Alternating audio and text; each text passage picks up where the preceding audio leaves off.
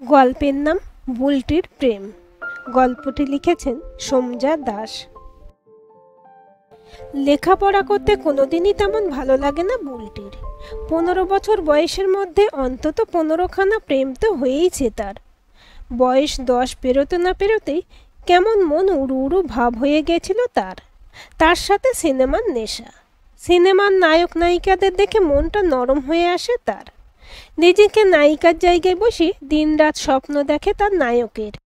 যদিও তার সেই স্বপ্নের নায়ক বারবার বদলায়, তা সেটা তো আর বুলটির দোষ নয়, বুলটির ভাগ্যের দোষ।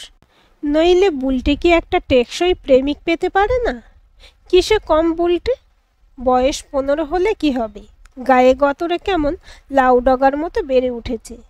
ওই তো সেদিন স্কুলে যাবার পথে ছোকরাগুলো করিনা কাপুর বলে আওয়াজ দিল, তাই এসব আওয়াজ শুনতে নেহাত খারাপ লাগে না বুলটির। মনাদা তো বুলটিকে মাধুরী বলতো। এহেন বুলটির প্রেমগুলো সব কেঁচে যাচ্ছে। যেমন মনাদার কথাই ধরা যাক না, বুলটির বড়দাদার বন্ধু। বুলটির থেকে কম করে 7-8 বছরের বড় তো হবেই, সে হোক। সেই নিয়ে বুলটির মাথা ব্যথা ছিল না। বেশ মাখো মাখো প্রেম পর্বটা চলছিল মনাদার সাথে। মনাদাদের অবস্থা ভালো, ওর বাবার চালের ব্যবসা। ভালোই চুড়িটা, কাজলটা, ফিতেটা উপহার জুটে যেত বুলটির। মনাদা তো কথা দিয়েছিল পুজোর আগে কলকাতায় গিয়ে হাতিবাগান থেকে একটা জিনের প্যান্ট এনে দেবে বুলটিকে। বুলটির বলে কতদিনের শখ একটা জিনের প্যান্ট পরে সিনেমার হিরোইনদের মতো সেজে ঠাকুর দেখতে বেরোবে। কিন্তু ওই যে বুলটির ফাটা কপাল। নইলে যেদিন জ্যাঠতুতো দিদির দেওর বাঁশবাগানে প্রথমবার একটু হাতটা ধরেছে বুলটির, সেই দিনই মনাদার চোখে পড়তে হলো। আর মনাদাও বলিহারি যায়, হাত ধরলেই কি প্রেম হয়ে যায় নাকি? হ্যাঁ, এটা ঠিক যে দিদির দেওর ও দুহাত ধরে গদগদ প্রেমের কথা বলছিল, আর বুলটিও লাজুক হাসি ঠোঁটে ঝুলিয়ে সেটা শুনছিল। কিন্তু তাতে হলোটা কি? আত্মীয়ের মধ্যে প্রেম বা বিয়ে করার মতো বোকা বুলটি নয়। তার উপর ছেলেটা নিতান্ত চালচুলোহীন। কিন্তু মনাদা সেটা বুঝলে তো। এমন খেপে গেল আর বলার নয়। যাকগে, যা গেছে ভালো হয়েছে। এমনিতেও বুলটি ওকে বিয়ে করতো থোড়াই। ওরকম আঁকড়ে ধরা প্রেম বুলটির মোটেই ভালো লাগে না। প্রেম করেছে বলে কি কিনে নিয়েছে নাকি বুলটিকে? তারপর ধরা যাক পল্টনদা, সে আবার আর এক জিনিস। সবসময় কেমন শাসন করার স্বভাব। বুলটি ফ্রক পরবে না, বুলটি পাড়ার মোড়ে দাঁড়িয়ে ছেলেদের সাথে হেসে কথা বলবে না, আরও কত কি। সেও মানা যেত, কিন্তু লোকটা বলে কিনা সিনেমা দেখা কমাতে। তোমার মতো 10টা প্রেমিককে সিনেমার জন্য বলিদান দিতে পারে বুলটি দাস। বুলটি চিরকালই একটু বেশি পাকা, তার উপর এই প্রেম রোগ। 10 বছর বয়সে প্রথম প্রেমপত্র লিখেছিল, সে আর এক গল্প। স্কুলের গেটের সামনে ভাজাভুজি, কুলের আচার, এমনি আরও অনেক মুখরোচক খাদ্য সম্ভার নিয়ে বসতো এক বুড়ো। হঠাৎ একদিন দেখা গেল বুড়োর জায়গায় এক অল্প বয়সে ছোঁড়া আসছে ঝুড়ি গলায় ঝুলিয়ে। সংবাদ পাওয়া গেল ছোঁড়া ওই বুড়োর নাতি। বুড়োর পা ভেঙেছে, তাই নাতি আসছে। তাতে ক্ষতি কিছু হয়নি। দাদুর বদলে নাতি এলে তো আর খাবারের স্বাদ বদলে যায় না। কিন্তু বদলালো। বুলটির যেন সেসব ভাজা পোড়া হঠাৎই অমৃত মনে হতে লাগলো। কুলের ঠোঙা হাতে নেবার সময় হাতে হাত ঠেকে গেলে বুলটি সারা দিন আর হাত ধোয়ার নাম করতো না। তখন বুলটি সবে 10 পেরিয়েছে। ছেলেটাকে বেশ শাহরুখ শাহরুখ লাগতো দেখতে, শুধু একটু বেশি রোগা আর গালটা একটু ভেতরে ঢোকানো মতন। তাতে কি যায় আসে, বুলটি তখন প্রেম সমুদ্রে হাবুডুবু খাচ্ছে। শয়নে জাগরণে শুধু তার শাহরুখ। মনে মনে ছেলেটার ওই নামই দিয়েছে সে, আসল নামটা জানা হয়নি। তারপর একদিন সাহস করে প্রেমপত্র লিখেই ফেলল মনের সব আবেগ একত্রিত করে। প্রিয়তম শাহরুখ, তুমি আমার কৃষ্ণ, আমি তোমার রাধা। তোমায় ছাড়া জীবন যেন মনে হয় আধা। তোমার হাতের কুলের আচার খেতে না পেলে আমি নাচার। পালিয়ে যাব তোমার সাথে, মানব না তো বাধা। তোমার কাজল বুলটি দাস। স্কুল শেষে কুলের আচারের ঠোঙাটা হাতে নিয়ে টাকার সাথে চিরকুটটা তার শাহরুখের হাতে চালান করেছিল বুলটি। সারাদিন কি ভীষণ উত্তেজনা। পরদিন ছুটির সময় দেখা গেল আগের সেই বুড়ো খোঁড়া পায়ে গলায় ঝুড়ি ঝুলিয়ে আগের জায়গায় দণ্ডায়মান। খুব আঘাত পেয়েছিল বুলটি। তখনও কাঁচা বয়স, নরম মন, প্রেমের খেলায় অতটা পেকে ওঠেনি সে তখনও। তারপর থেকে কত যে শাহরুখ, আমির, সলমান যে এলো আর গেল, বুলটির একটাও সেরকম টেকসই প্রেমিক জুটল না। আসল দোষ মোটেও বুলটির নয়, এমনিতে বুলটি মেয়ে বেশ ভালোই, সে কথা গ্রামের সবাই এক বাক্যে স্বীকার করবে। জন্ম থেকে এই গ্রামেই তো আছে সে, সবার চোখের সামনে এত বড়টি হয়েছে। কেউ বলুক দেখি বুলটি কোনো দিন কারোর সাথে ঝগড়া করেছে? বরং উল্টোটাই বলবে লোকে, হেসে ছাড়া কথা বলে না কারোর সাথে, একটু বেশিই হাসে, হেসে গড়িয়ে পড়ে কথায় কথায়। সে তো বয়সের দোষ, তার জন্য তো আর কাউকে মন্দ বলা যায় না। দেখতে শুনতেও বেশ বুলটি, 15 বছরের হলেও দেখতে শুনতে 18-র কম লাগে না। বুলটির মতো নাক নকশা গ্রামে আর কটা মেয়ের আছে শুনি?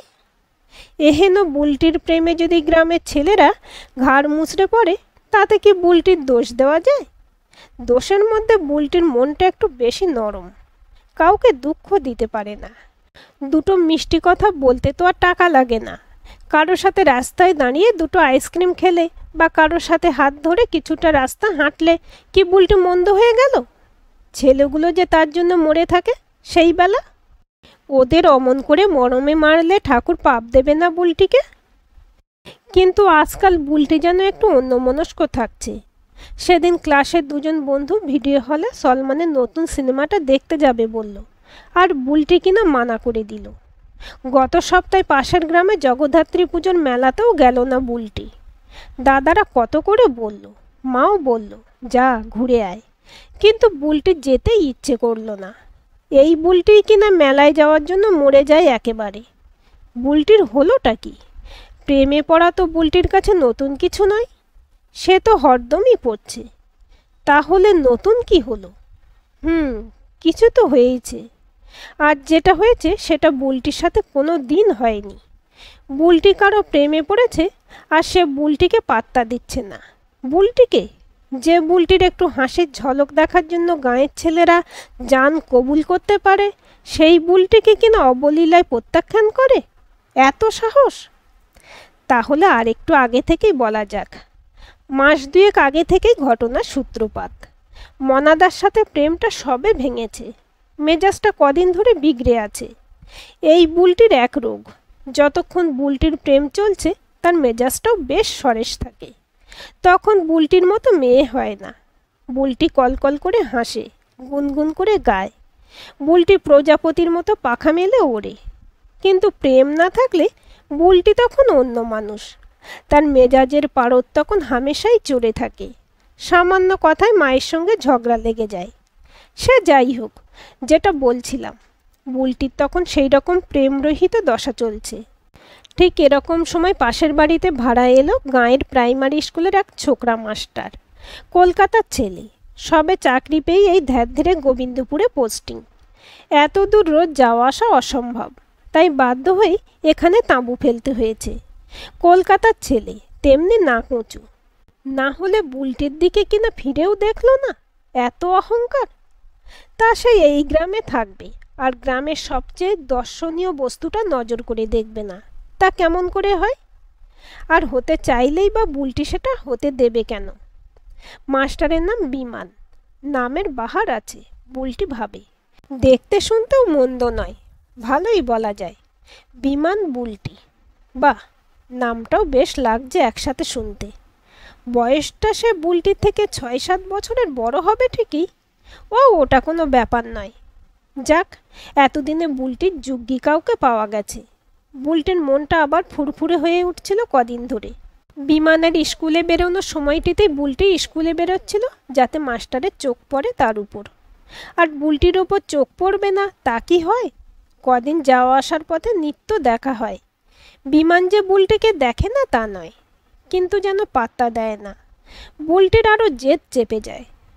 তার এই নাতি দীর্ঘ জীবনে সে পুরুষদের চোখে মুগ্ধতা দেখে অভ্যস্ত।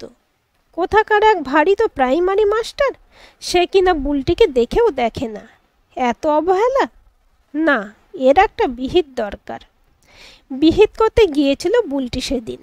পাশের বাড়ির মেয়ে সে, এ বাড়ি ও বাড়ি তার অবাধ যাতায়াত। বুকটা একটু যে দুরু দুরু করছিল না তা নয়, কিন্তু কি আর করা যাবে। কেউ যদি নিজে থেকে না দেখতে পায় তাকে চোখে আঙুল দিয়ে দেখিয়ে দিতে হয় বই কি। তা বুলটি বিকেলে তাদের ঘরের পুজোর প্রসাদ নিয়ে গিয়েছিল সেদিন।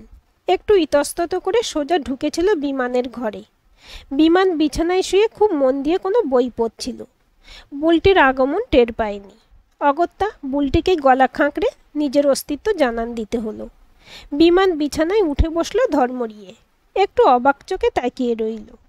এই তো কাজ হয়েছে ওষুধে, মনে মনে ভাবে বুলটি।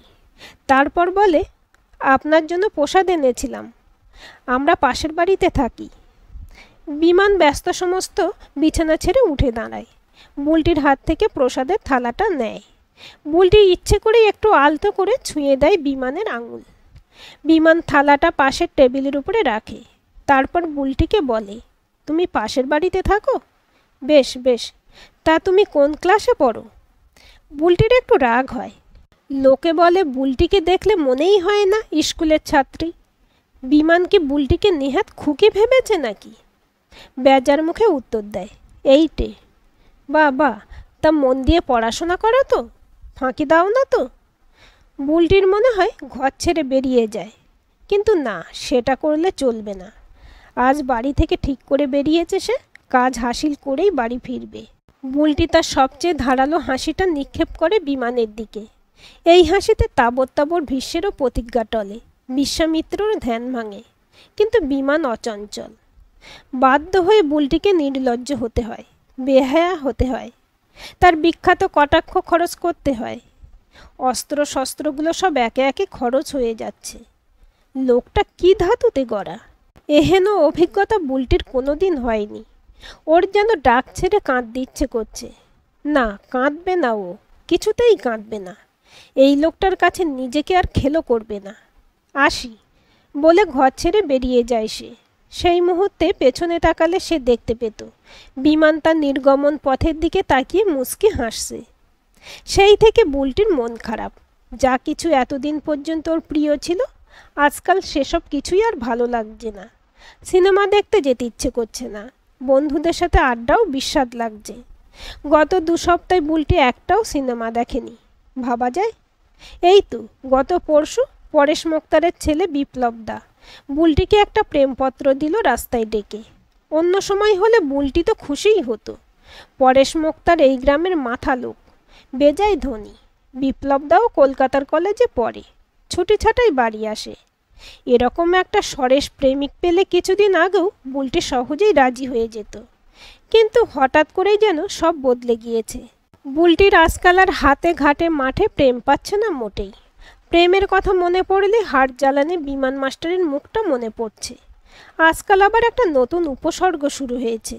মাঝে মাঝেই থেকে থেকে খুব কান্না পাচ্ছে বুলটির। মন খারাপ হয়ে যাচ্ছে। মনটা অন্যদিকে ঘোরাতে স্কুলের ব্যাগ টেনে বই খাতা নিয়ে বসে বুলটি। পড়ায় মন দিলে যদি এই লোকটাকে ভুলে থাকা যায়। মা এসে কপালে হাত দিয়ে দেখে গেছে একবার, শরীর ঠিক আছে তো। বুলটি নিজে থেকে স্বেচ্ছায় বই খাতা নিয়ে বসেছে, এ যেন অবিশ্বাস্য। সময়ও থেমে নেই। আমাদের গল্প মানে বুলটির গল্প 2 বছর এগিয়ে এসেছে। সবে মাধ্যমিক পরীক্ষা শেষ হয়েছে বুলটির। গত 2 বছরে বুলটির একটাও প্রেম হয়নি। রাস্তাঘাটে যাওয়া আসার পথে বিমানের সাথে মুখোমুখি হয়েছে অনেকবার। বুলটি প্রতিবার মুখ ঘুরিয়ে নিয়েছে। বয়েই গেছে কথা বলতে। কিসের এত দেমাক?